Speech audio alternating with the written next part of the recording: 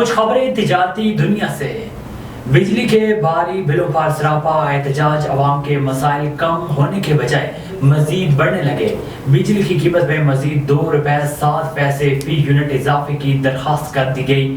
بجلی کی قیمت میں اضافے سے متعلق CBA کی درخواست پر نیپرا اتھارٹی آج 2 بجے سماعت کرے گی۔ بجلی کی قیمت میں اضافے کی سفارش ماہانہ فیول ایڈجسٹمنٹ کی مد میں کی گئی ہے۔ درخواست کے متن کے مطابق گزشتہ ماہ 14 ارب 38 کروڑ یونٹ بجلی پیدا ہوئی، جس میں بجلی کی پیداواری لاگت 128 ارب 97 کروڑ روپے رہی۔ 28 روپے 72 پیسے فی یونٹ بجلی فرنس آئل سے پیدا کی گئی، 24 روپے 43 پیسے فی یونٹ بجلی LNG سے، جبکہ ایران سے 23 روپے 61 پیسے فی یونٹ کے حساب سے بجلی درآمد کی گئی۔ مہنگائی کا جن قابو سے باہر ہو گیا۔ روٹی، دودھ، دہی، دالوں اور چاول سمیت متعدد اشیاء خوردونوش کی قیمتوں میں اضافے کا نوٹیفیکیشن جاری کر دیا گیا۔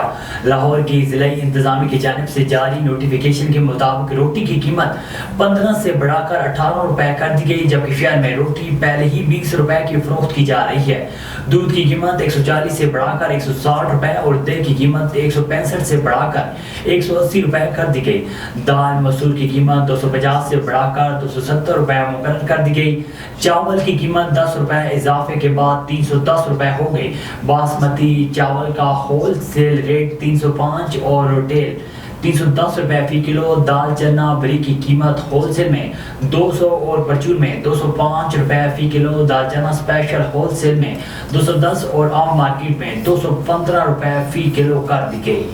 حکومت نے ستمبر میں انٹرنیشنل سکوک بانڈ جاری کرنے کا پلان مؤخر کر دیا۔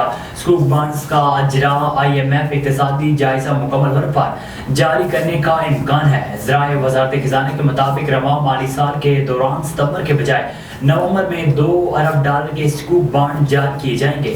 IMF کے ساتھ دوسرا اقتصادی جائزہ ستمبر کے آخر میں شروع ہوگا۔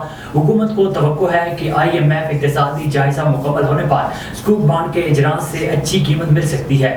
یہ امید بھی کی جا رہی ہے کہ نومبر میں سکوک بانڈز کے اجراء سے پاکستان کی ریٹنگ بہتر ہوگی۔